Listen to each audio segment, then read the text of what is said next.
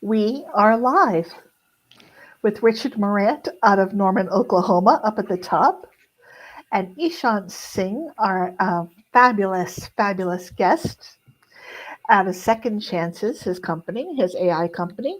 And I'm Shonali Lang from Metaverse News Network, and I'm from California tonight. So, Ishant and I talked about 2 weeks ago or so, and he wanted to share with me some developments that he had created in the AI world. And these developments are absolutely phenomenal. So, Ishant, will you tell us a little bit about your background?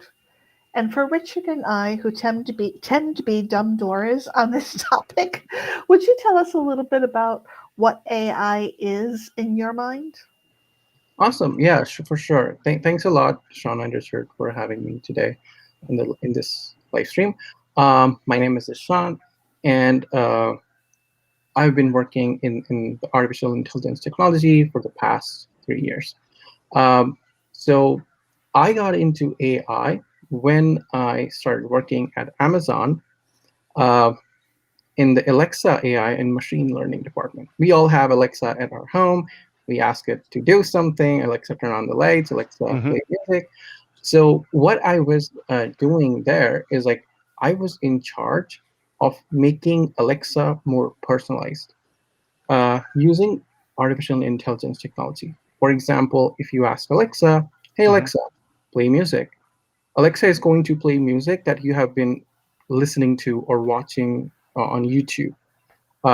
And we used to collect data points and then train our artificial intelligence technology using machine learning to give you a personalized recommendation. It's Hmm. exactly how when we browse YouTube and this YouTube somehow just knows what kind of videos we want to see and it just recommends it to us. Hmm. That's what I was doing.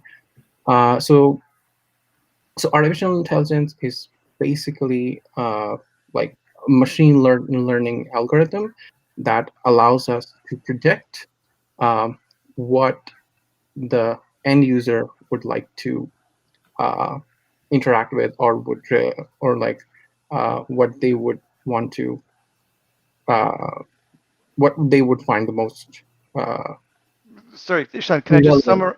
can I just, for my understanding, summarize your words there? Saying that what the machine learning is a way to take past data points and Yes, from analyzing those past data points, predict future actions. yes, exactly, yes. Okay, cool. Thank you. And yeah, and that's how and I was a huge fan of Netflix, and I used to watch Black Mirror a lot.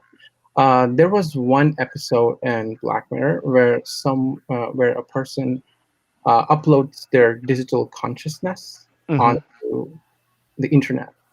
That was super fascinating, and since I was in the AI space, I really wanted to do something similar because that's like a digital immortality. A lot of people are working on it. A lot of Hmm. uh, large companies are trying to Hmm.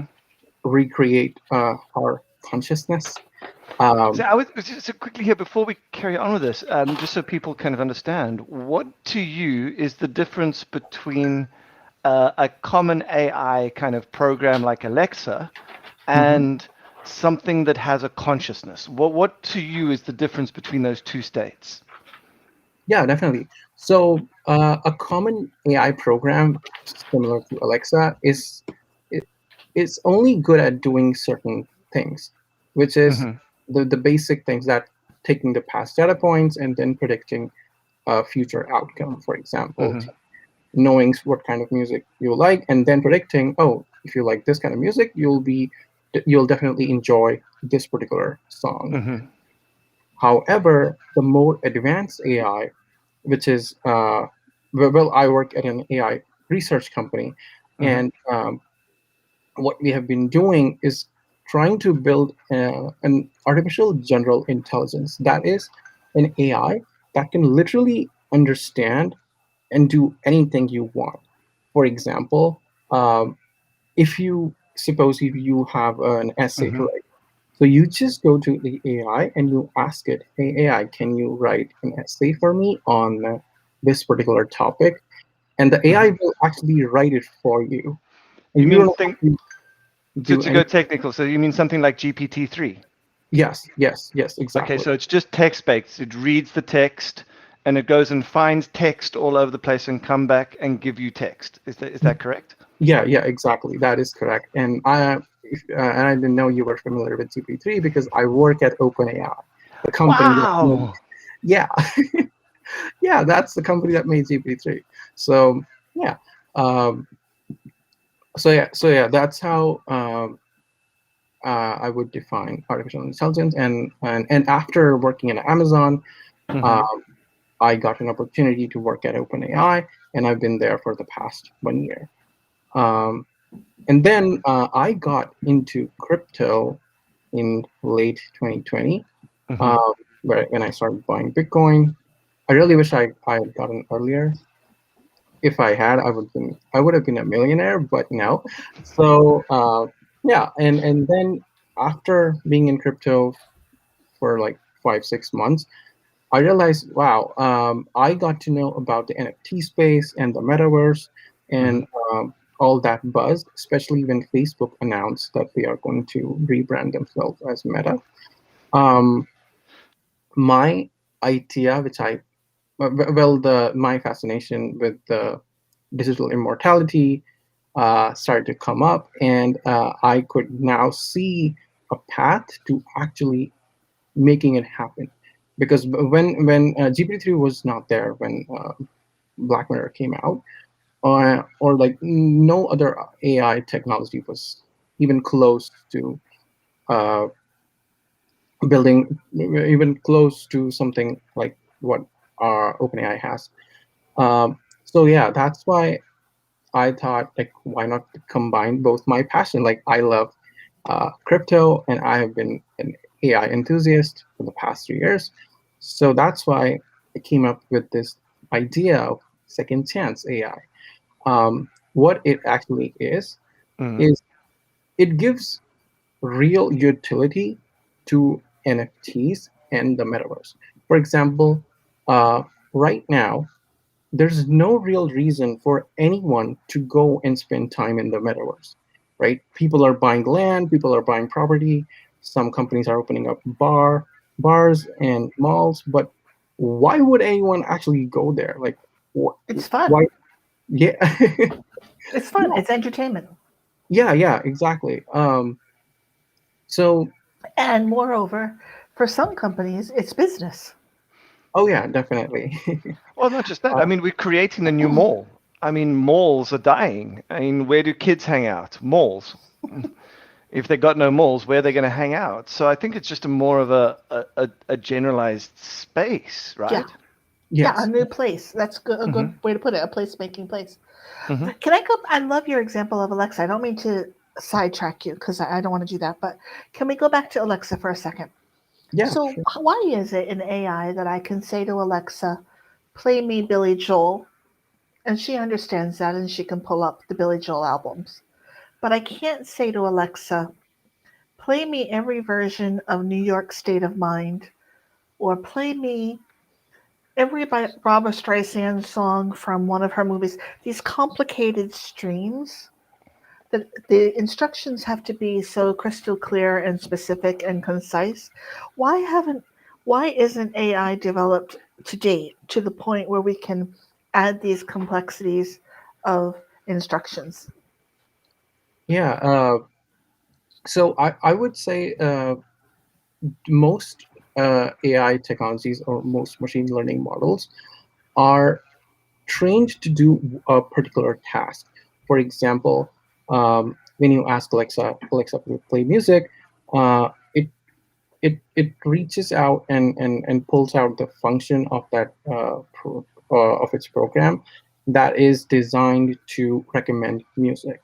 It may not have uh, the ability to comprehend more complex language structure. For example, if you ask it to play all the versions of a particular song, um, it may only play the first, like the song that has that particular name in it and not all the versions of it. So that basically happens because the lack of uh, ability to comprehend more complex English structure, or not just English or any language. What But however, the new developments in the AI space now allow uh, the AI models to understand this complex grammatical structure or complex language for any sentence. GPT-3 is one of the biggest example. I mean, if Yeah. you ask it to do a complex task, for example, if you just ask it to solve a riddle, it will be able to do that. So, however, Amazon is maybe they're slow in implementing the latest technology in their in Alexa, but yeah, I mean, give it 2 years, it should be Alexa should be able to do way more than So what it. Ishan, I have a question there for you. Is it a problem on the AI side of understanding the verbal language that's the problem? Because if you type in the same question, you would Mhm. get an answer, right, from Yeah, the AI. So the problem in the AI breakdown is understanding and being able to collect the language, The not do the linguistics. complication. Is that correct? yes, that's right. So the reason I asked that is because you were saying, well, why would anybody want to hang out in the metaverse right now, right? And part of what's attracting the youth really isn't the malls, although it may be in the near future because there is incredible development there and shopping. Mhm. But part of what's bringing us to the metaverse are these music concerts, right? So I'm wondering about your thinking in terms of beyond your own project, which we've yet to get into tonight, and we will do that. I'm wondering about your thinking as to how AI will transform that cultural space in terms of music, dance, theater, sports, all these other components that people are currently flocking to. Yeah, definitely. So one example that comes to my mind, uh, someone just shared a company which is called Respeech, something like that. And what they have been able to do is they have been successfully able to replicate someone's voice. For example, if you have Ariana Grande and you just give it some training, and then if you use that software, you can say anything and it will come out.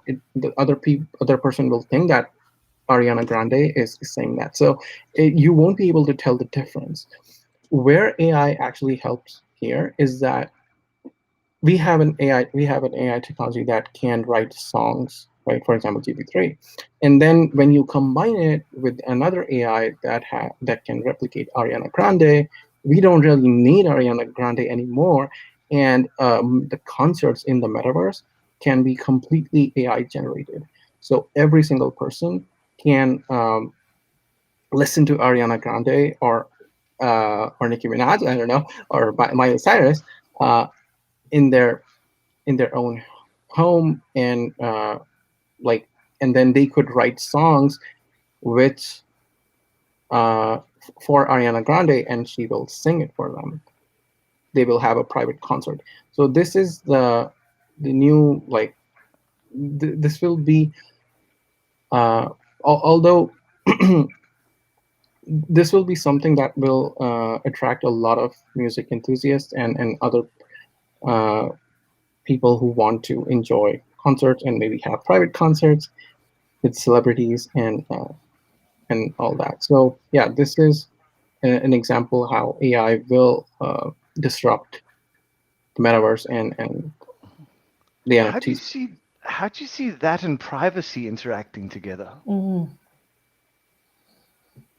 So Privacy, and not only privacy, but privacy and trademark, Copyright. privacy and copyright, privacy and usage rights, privacy and it's the whole gamut of oh yeah, definitely. So what I'm thinking is that not the company that is that can clone voice will probably not do Ariana Grande, and if they do, they're probably going to sign a licensing deal with her so that anytime someone uses her voice, she gets paid. So in that way, Ariana Grande doesn't have to be everywhere performing every single day, Yeah. right? In order to get paid. Her AI voice will be able to do that for her, even when she's 90 years old and she can't really sing. Could be But super attractive for lots of reasons. Guys, yeah. I have a question from the Yeah. audience. I have a question from Tim Smith. Oh, great. Okay, so let me read this for you, Okay. Ishant. Tim asks, can you clarify how your use of the term AI extends semantic processing, sentiment, and similar problems that used to be boxed there? We have new analytic tools, however. In your opinion, that semantic model have evolved? I don't Yeah. think I read that very well. Yeah. I can answer some part of the question. I don't really understand the whole question, but yeah, I'll try. So semantic processing is basically uh, has definitely evolved. I mean, I'm not sure, Tim, if you have used GPT-3 or not, but if you want, just to like DM me. I'll definitely hook you up with the model. It has the most like powerful semantic processing. What is semantic processing? For It's like ability to understand natural language. It's just what we were Prob- talking about earlier, that linguistic Okay. stream of yes, how you're speaking. Yes. yes, exactly. Like how like the ability of an AI to understand complex language or sentences is semantic processing. Um, so yeah, GPT-3 is extremely powerful, and they're always coming up with new. But we're always trying to update the models to be at the cutting edge. And earlier, like the earlier versions of open open sourced language models have not been very great. Even the last one. Uh, so as I mentioned, that just even before GPT-3 or like these advancements in the AI, there was no way someone could have created a model that would be able to replicate someone's personality or be able to talk like a human being. Like, but since the advancement of GPT-3, and there are other, it's not just GPT-3. There are other models. There was one by Google, and and then I think there's one with Microsoft, but I'm not sure. I don't remember the name. But there are like a couple of other models that are uh, at least at the same level as GPT-3, um, and they have been phenomenal in in doing tasks which were not possible just 2 years ago.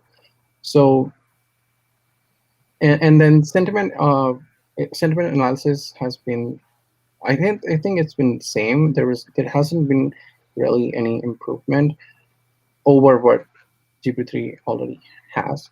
So To click here, so sentiment analysis, is that almost like an emotional yes, analysis? Or yes, so how did, because to me, when I start thinking of logic and machine learning, I can understand how machine logic works, because I mean if then statements and those are pretty logical.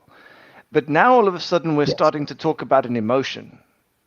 And how does a computer that works on logic circuits understand emotion? yeah, You definitely. train it. So You have to so train so it. yeah, yeah, um, what happens is you would train using a very large corpus of text which has different kind of emotions. For example, if I train a model using William Shakespeare's novels, all the novels, it has all the emotions. It has love, it has hatred, it has anger, and and a lot of things, right? So and then I tell the AI, oh, when this words comes up, then this is love. When the text says this, then it means a negative emotion. So we train the AI with a lot of data, and then it just becomes super good at just pointing out and like taking an input and then using the past data points to predict Mhm. whether this emotion is negative or positive, uh, or just neutral. And a lot of people, a lot of companies use this to a lot of companies use this to analyze reviews. For example, Amazon uses a lot of sentiment analysis because they want to know what kind of reviews, what are people saying about their products, and are they happy, are they not. So yeah, it has a lot of applications. When I was sharing some of what you're about to share with us in terms of your own project with Second Chances with some other people, one of the very first questions that I was asked across the board was, "Oh, that's great that Ishant has developed what he's got for his project that he's going to share, but does it pass the Turing test?"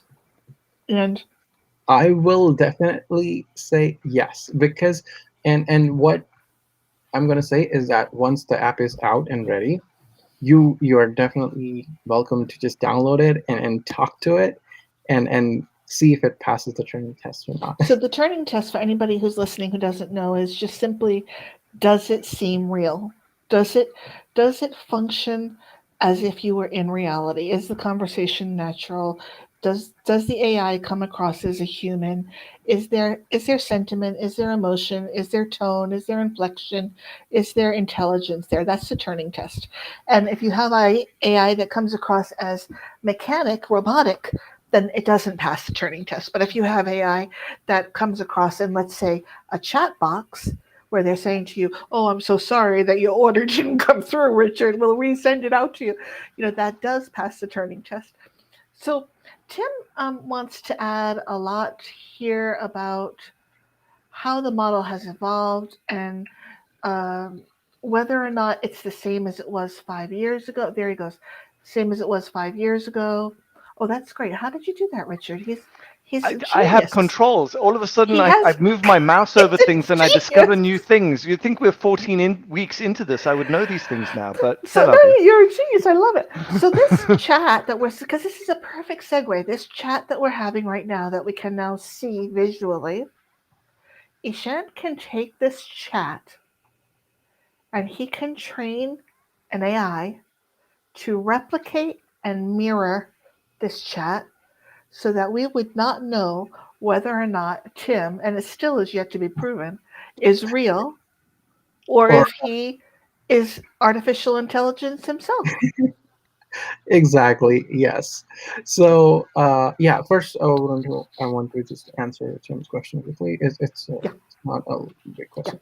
So yeah, I would say the models have really evolved a lot in the past 5 days. Sorry, 5 years ago. Um, 5 years ago, I'm not sure if any model would have been successfully able to pass the Turing test. Uh, but now, especially in the advancement of what OpenAI has built, Google has their own internal AI tech, and I can't remember the name, but there was a research paper that was published just last year, and four models, the top four models that we have, including GPT-3, were able to successfully pass the Turing test. Uh, yeah, so and 5 years ago, this was not possible. Uh, but today, the technology has evolved so much, especially with the fine tuning and like especially if and I don't just use CP3, I use also a couple of other language models. So it's not just passing Turing test. I can also train the AI to speak in a specific tone and personality, which will not only pass a Turing test, but will also make you feel like you're talking to someone you already know. If you have enough data for me to train. It's So crazy to think what this is doing for chatbots. It's nuts when you think that the amount of people that you end up speaking to online and you see how many things come back with bots. I mean, we were talking about this a couple of weeks ago when we were talking about what's happening on even posting on Instagram. like I post on Instagram now, and well, I haven't posted for a while, but I will again, I promise. But what was happening was I would tag like a couple of NFT hashtags, Mhm. and then I'd gauge on my post to see how good the post was between how many bots I got that put a comment on that within the first 3 seconds of it being posted. And and that kind of thing, is that what this technology is leading towards? Well, Um, if I can interject just 1 second, it's so interesting that Richard went. Uh, Richard and I have talked before that one of the great things about our friendship and partnership is we think very differently. So Richard was thinking along the terms of, technical applications in terms of social media. And when you first introduced it to me, I was actually thinking along the terms of human interaction, those that are bereaved, that have lost a loved one, or those that are brokenhearted that want to talk to, their lost dog, or those that have Alzheimer's. I was thinking more in terms of relational things. But what do you want to do with this technology? yeah. So the main goal here is to create, like, the end goal is to have a metaverse where people would be able to go and talk to their loved ones who are not there with them, right? Or to their favorite celebrities. For example, if I want to go and talk to uh, Barack Obama, or if I want to go talk to Donald Trump. Well, I don't know if I really want to, but if someone wants to, they can go and then they can do that in the metaverse. In reality, I mean, right now it is not possible to go and talk to your idol. Like, if you want to talk to Will Smith, you can't really go and just talk to him, right? You can't have access to him. But with this technology, uh, anyone can talk to any celebrity or any of their favorite characters that they want. I've And suddenly got an idea. Like this idea is coming to my head of like someone like I'm going to use Hamilton, Alexander Hamilton, wrote stacks and stacks and stacks of literature. If we take all of his books and all of his writing, throw that into an AI, and then make a room in Metaverse with Alexander Hamilton sitting in it, we could yes, actually have a conversation with an AI that was trained to be Alexander Hamilton. Yes, but why would you exactly. go visit a room if Alexander Hamilton, then in avatar form, could Will walk be, around with you and be your best friend? yes, exactly. What an incredible learning tool that would be. Yes, exactly. So imagine being able to talk to Albert Einstein and help and get his help for your physics homework.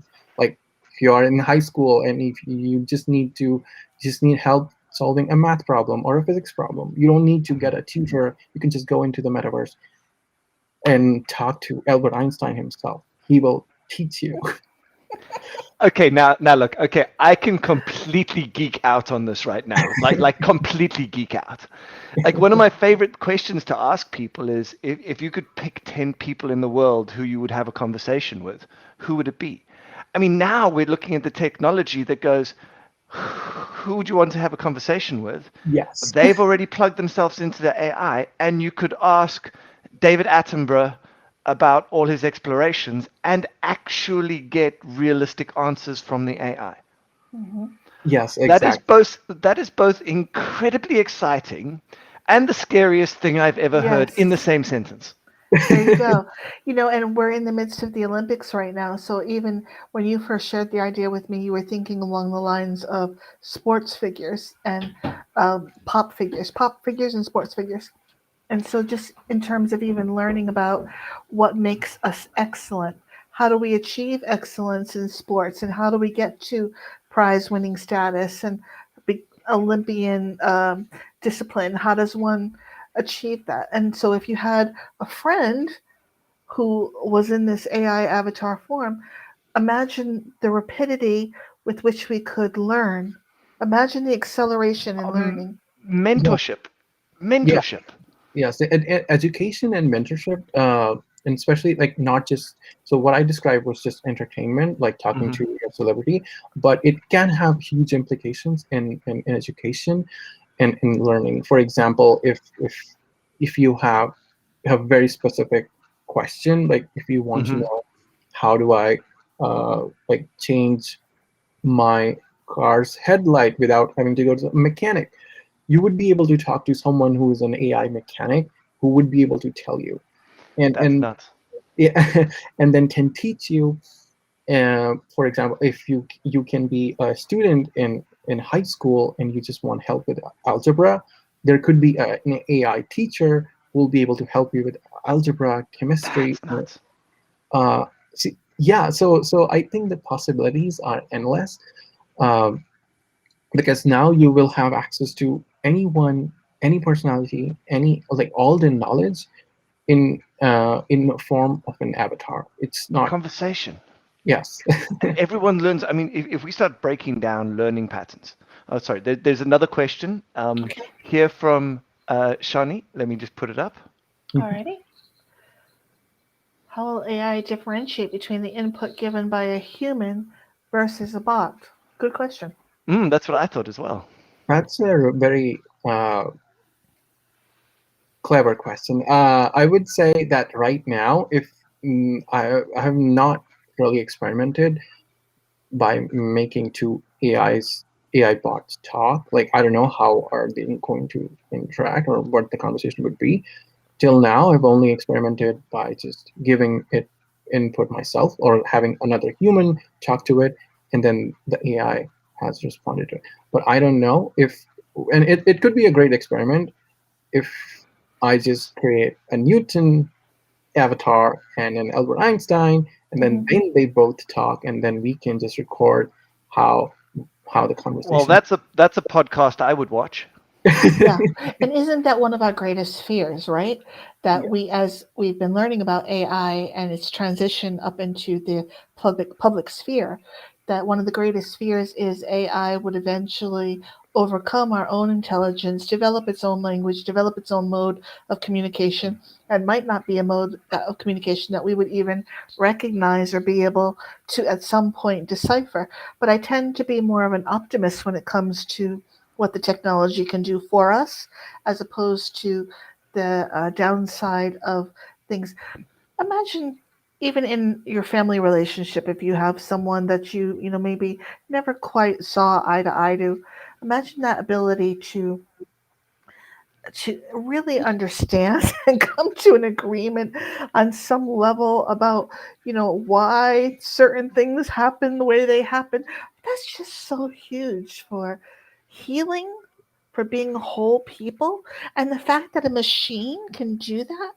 So tell us where you're having some struggles, because it's wonderful to hear about the successes, but where are you coming up against some roadblocks and some challenges?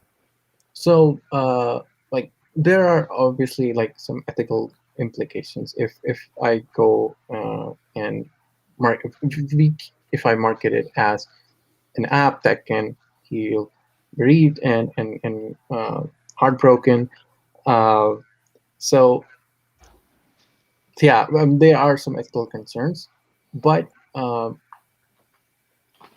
we can definitely like I don't do that's why I'm trying to move it in a more like entertainment direction or in metaverse, allowing people to uh, create their favorite talk to their favorite personalities or characters.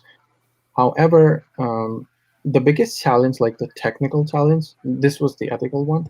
The technical challenge would be to make it like turn it. Right now it's text based, right? So Hmm. what I want to be able to do is turn it into like a voice based interface, and then later on turn it into like make 3D avatars of those characters or personalities, and then get them into the VR so that when people actually go in the metaverse, which will be VR, uh, they're actually able to see the person they're talking to and interact with them. The long term goal is to partner up with a company. Well, I'm also thinking that the company that I mentioned, Free Speech, who are able to clone the voice, it'll be imagine being able to train an AI that can talk to you as your family member, and then putting your family member's voice into it, and then having a VR studio create a realistic looking avatar of your family member. So it will be exactly like you are talking to your family member. Would Because this avatar age? that's a very good question. I mean, if you really wanted to age, we can probably. Because aren't we sort of, but the argument could be said, you've created, not you, but we've created this um, infinity opportunity, this ability to really live forever, Yeah, I right? mean, he said the word earlier on. I put a pin in it. I'm like, we're Yeah, coming back to this. You said the words digital immortality. there you go. Yes. So, and I'm like, okay, now there is a rabbit hole for us to play with. I mean, the idea of uploading consciousness to immortality. Yeah. It's interesting, So and it's very far out there. yeah, because yeah, I mean, to be honest, this is not so the AI doesn't really have a consciousness, right? It's just a bunch of it's just very good at understanding language and then responding to it the way it thinks that the person with whose personality the AI has been trained for Hmm. is going to, right? It's the same it's the same principle, like taking the data points from the past and predicting the Hmm. future outcome, right?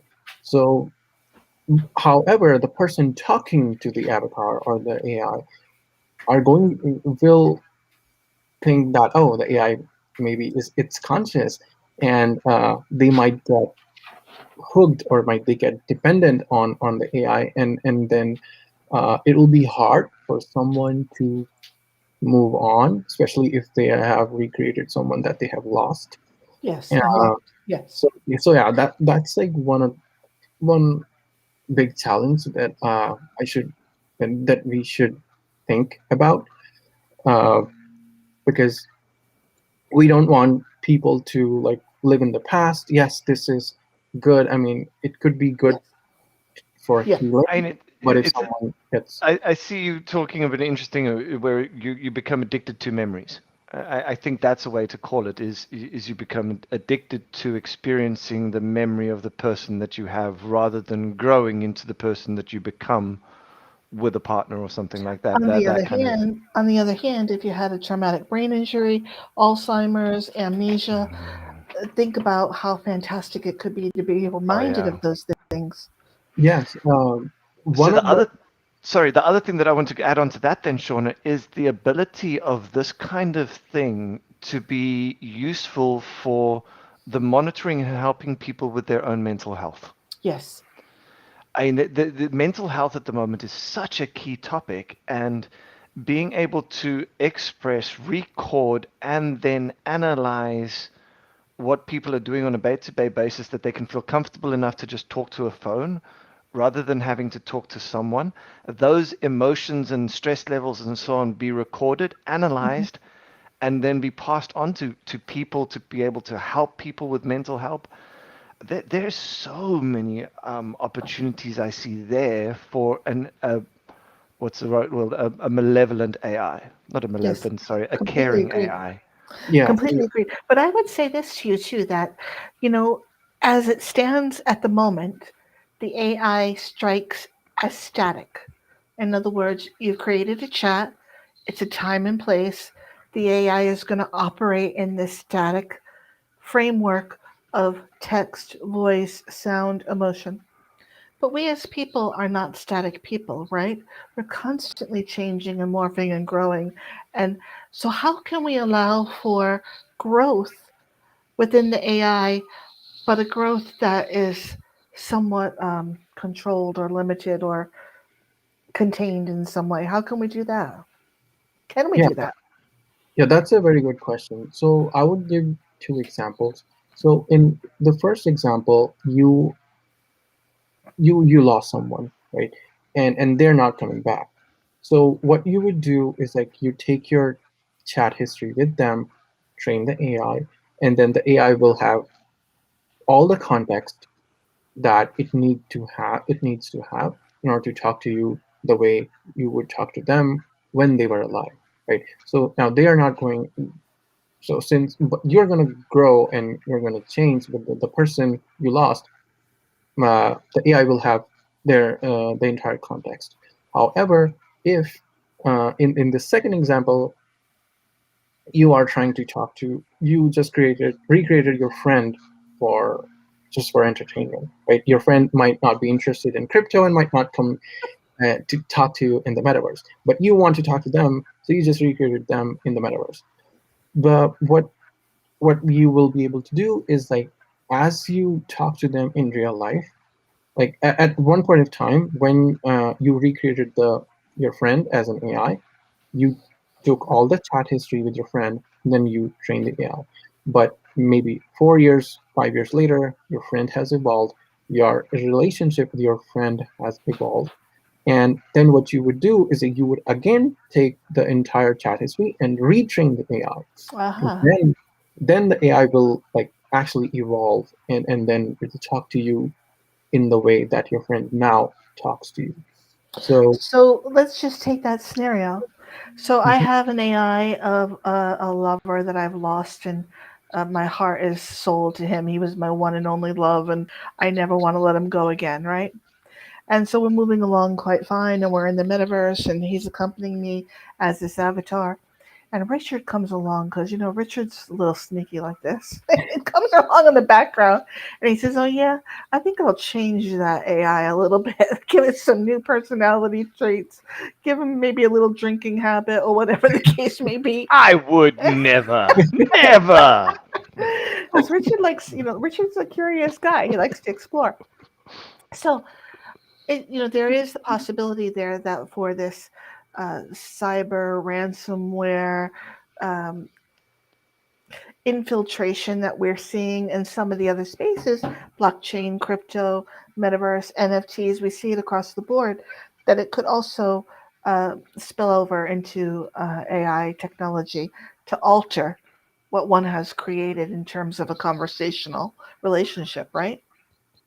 yeah, that's a very good question. I have not seen it happen yet, but in the future, it's like anything can happen. So yeah, what we would probably do is have some safeguards and maybe provide like a local copy of the entire algorithm or the model to the end user, so that if anything happens or if anything changes or there's a hack and your avatar is behaving weird, then you'll always be able to go back and reset it to the time when you created it, right? So Crumbs. just like there are like Windows backup. You'd have a dated back history to restore back to instantly. Yes, yes, Okay. exactly. So you'd be able to restore it if something like that happens. Because it's just an amalgamation of data, so all you do is just backtrack in the data, and oh, that makes sense.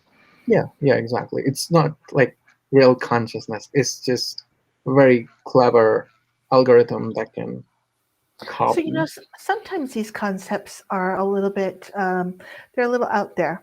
And so I'm wondering, walk me through, as we are today, how one would technologically, what would the steps be to participate in second chances, obtain my own AI, train that AI, and then live with that AI until more developments have come along? How would I actually do that? What would my steps be? Yeah, awesome. So the first step is like we are still working on the app, so it should be live within the next couple of weeks. You would download the application.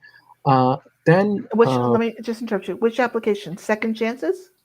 yeah, Second Okay, Chance second AI. chances. Yeah. Yeah, Second And it's Chance. available on Android and on Apple. Yes, Okay, and beautiful. both on Android and Apple. Okay.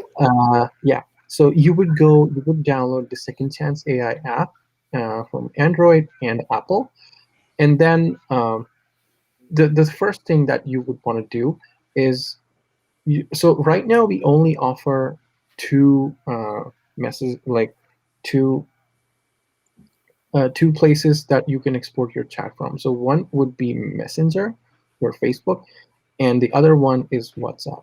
So if you have your if you talk to your friend on Facebook or on WhatsApp, there's an option to export that chat. So if it's super easy to do it on WhatsApp, there's an option just to export the chat.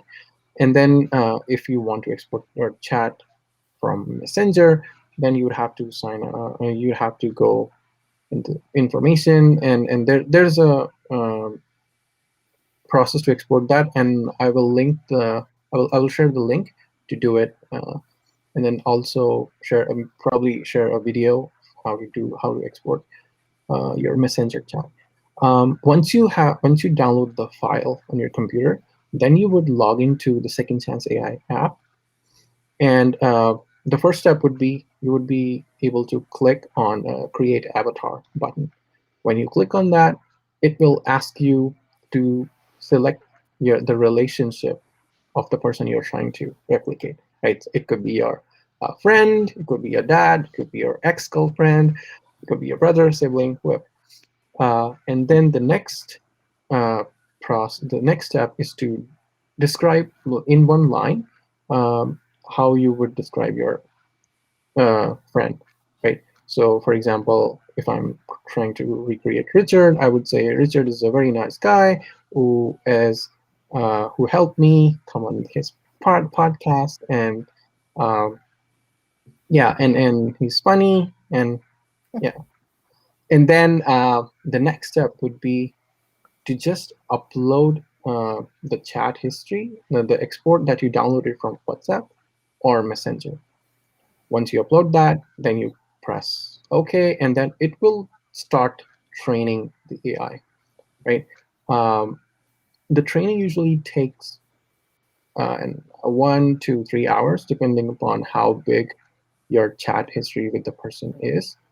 Um, and after the training is done, you will have the bot ready to talk to. So once the training is done, you just open up the app again, and then you will have a small uh, bot, like you will just click on the name of, of your friend, and then you can just text him or her just like you would in a real setting, and then it will start responding to you just like they would in real life. So why only? I'm sorry, Richard. I know. Go ahead. He's got a burning No, no, no, question. no. Go ahead. My excitement level is just kind of going like this, because my first question back is for me. I see completely and utterly see the idea of being able to talk to someone I lost that way.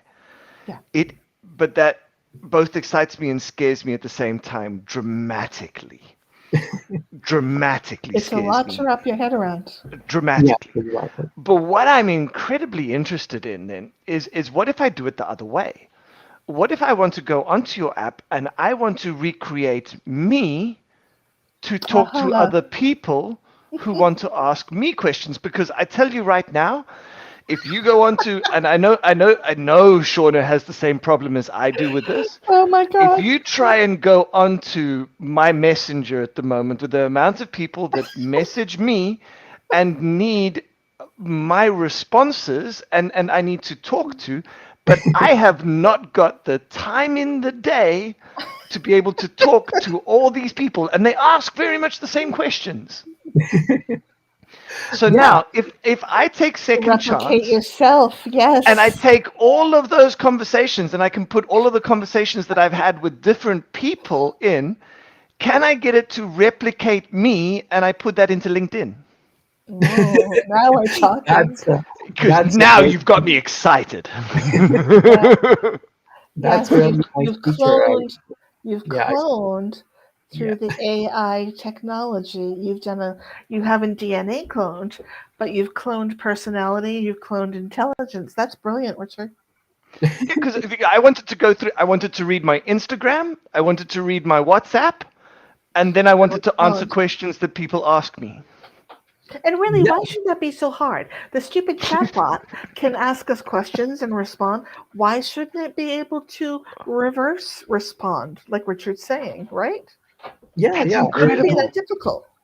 Yeah, I mean, right now, I mean, the small hack would be to just ask one of your friend to do it for you. Like, if you ask one of your friend to export the chat and then replicate you, then that person would have you.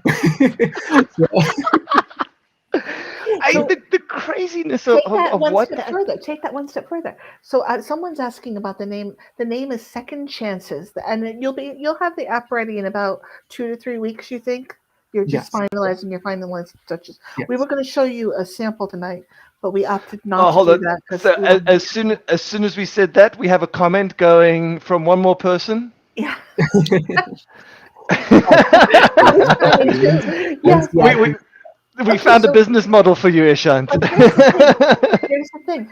Maybe we don't need dialogue, right? Can I AI my pet? If my yes, pet has personality and my pet meows once every 20 minutes or barks once every 10 minutes or incessantly barks at the mailman, can I can I replicate my dog, my long yes, lost exactly. dog? So yes, exactly. So the other feature or the other goal we have is to not only allow people to recreate their friends or loved ones, but also non-living characters such as, I mean, your pet is living, but they don't Mhm. really talk, right? So if you have an, like, for example, an NFT, you would be able to, like, turn it into a real interactive character. You'll be able to define its personality. For example, if you have a board ape, if you have a board ape, uh, you would just uh, reach out to me. I mean, I'm still working on the technical aspects, and we are going to start partnering with certain NFT communities. So all the holders of those communities will be able to bring their NFTs alive. They would be able to give their NFT personality. For example, 1,000 bored apes, and if one person, so suppose Justin Bieber's bored ape, Justin Bieber wants his bored ape to be super sassy and funny. He would be able to do that, and then he would be able You to mean make it actually, better than the one he overpaid for? yeah.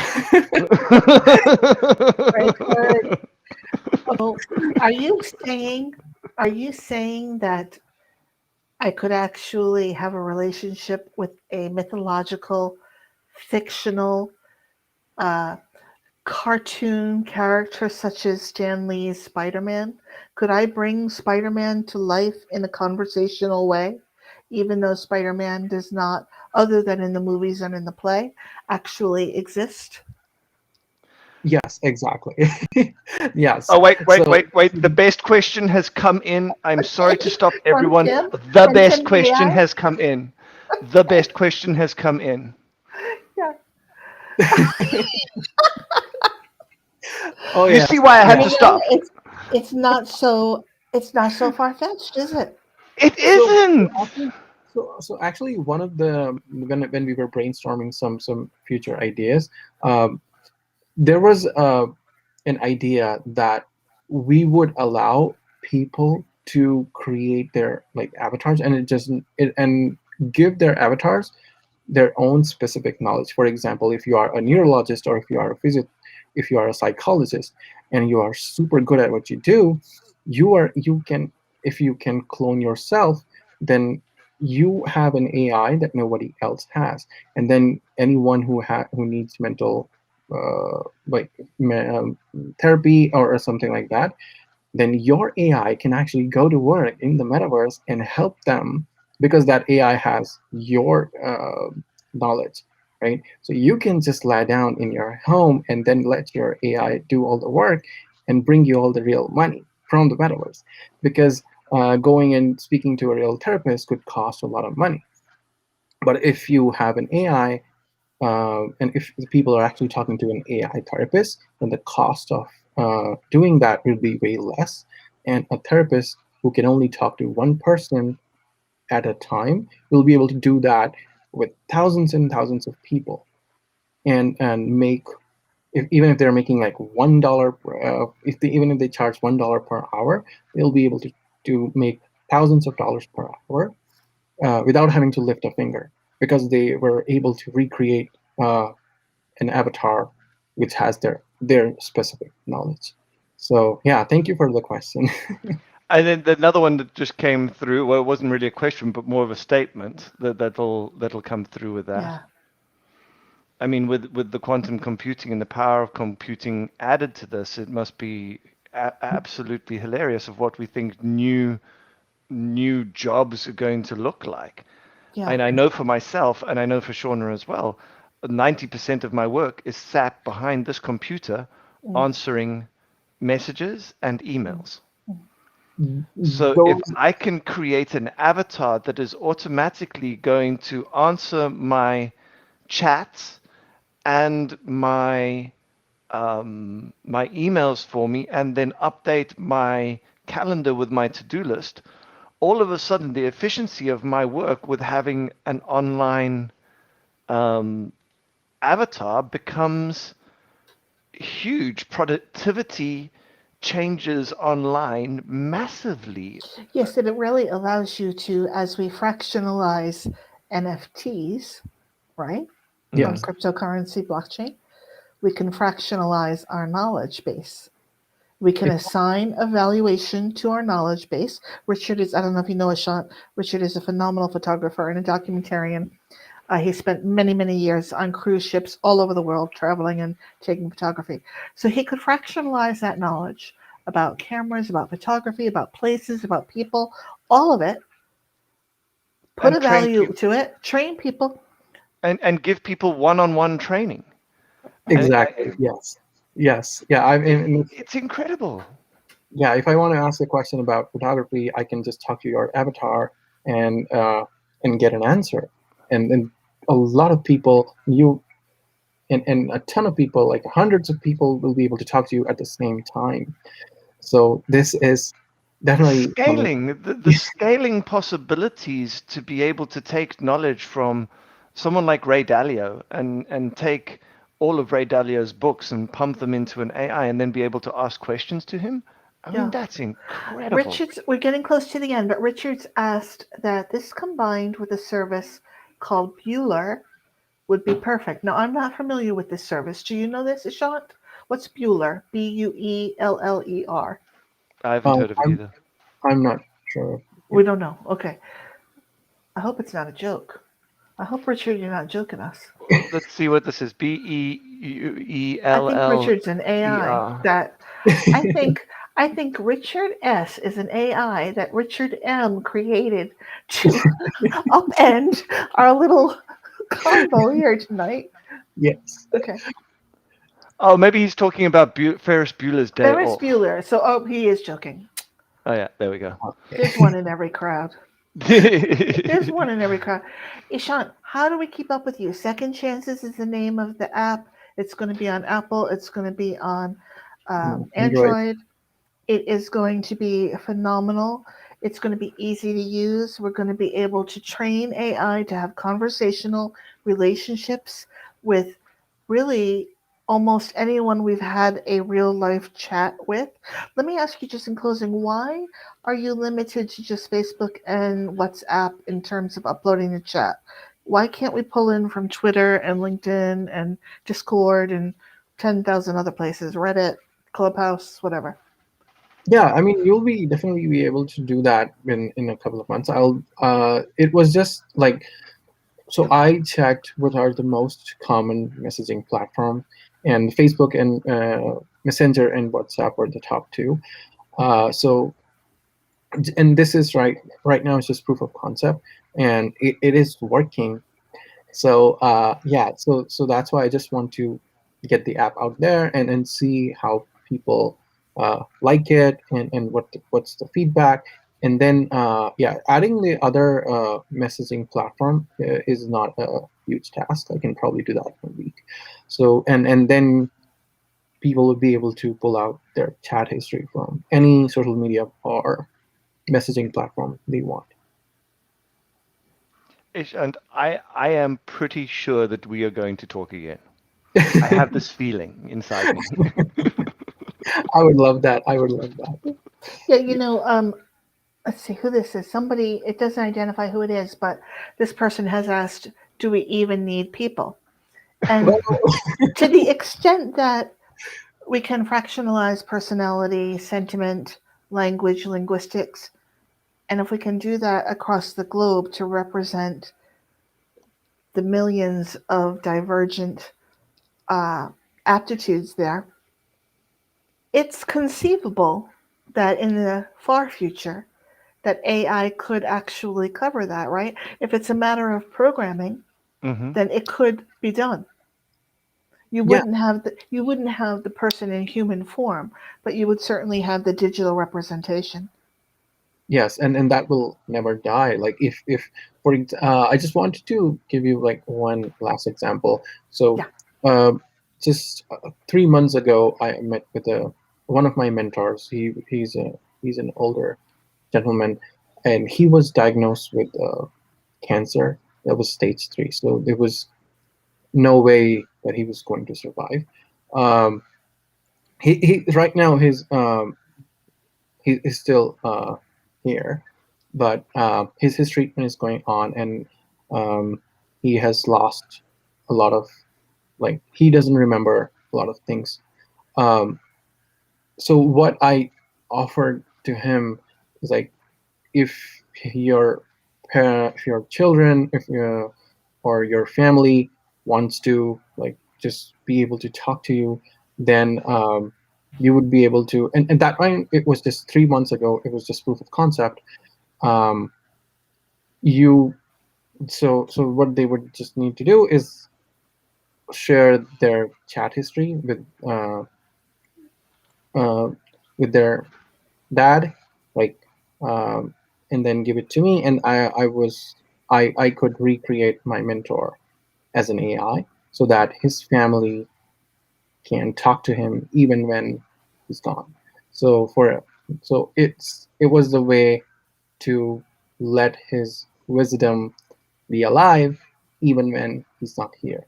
So people who are in these like critical conditions, who are like, um, they would be able to use this, and their family would be able to use this app um, to keep the connection on even when their loved one has passed away. That's incredible. I mean, the idea of using that for someone, I've had a friend who had a stroke, and after the stroke, he couldn't talk properly.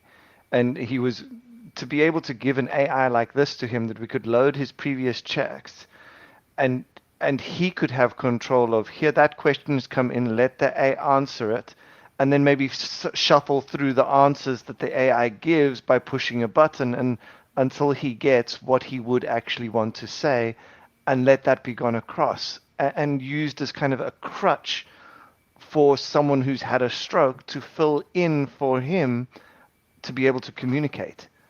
That's the possibilities of what you've got here are incredible. I hope you are very proud of what you are making.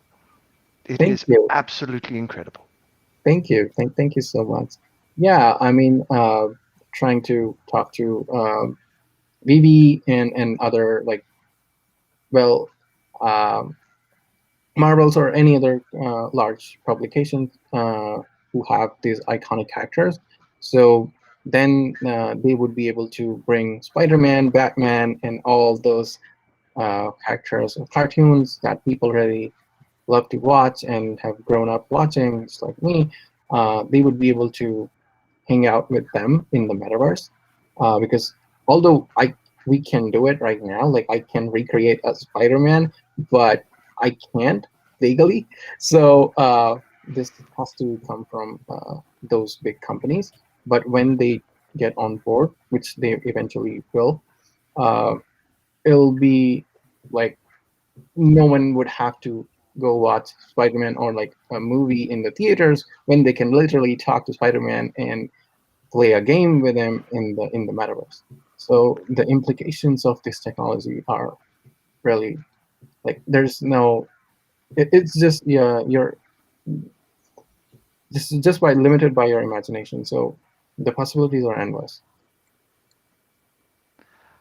Wow, Ishant, I'm absolutely blown away. Well done. And if Stan Lee had been made an AI, he could actually see, quote unquote, this Yeah. new development with Spider Man. Yes. Yes. Exactly. Wow. I mean, we could It recreate just Stan doesn't Lee. end. Yeah, We're done. you can ask Shauna. It is very rare that I don't know what to say. We're done. Ishant, you've been amazing. A wonderful, wonderful guest. We definitely want to have you back. Again, the name of the app is Second Chances. It'll be available. It's available now, but it'll be fully developed and ready to roll in about 2 to 3 weeks, you said? Yeah. And people can contact you. You're available on LinkedIn. Yeah. Yeah. People Just can yeah. call you. People can write you. You Yeah. have time. You have bandwidth. You'll make space for them. Well, And he so we had. just I'm encourage. now going to Yeah. take it up. He just doesn't know this yet. And Yeah. will you please consider and sometime in the future coming back and sharing with us in visual form, because there are so many people who really need and want to understand what AI means. And actually, there's a whole school of thought out there, just in closing, that the metaverse actually doesn't hinge on AR and VR, but that the metaverse actually hinges on AI. So to the extent that we can explore whether or not that's true, I'm very interested in doing that, and I know Richard is as well. So, with Very that, much we so. will say good night. Thank you all to who participated, and we will see you next week, next Wednesday night, with another great episode. Thank Thanks, you. everyone. Thank All you. Thank right, you, good everyone. night.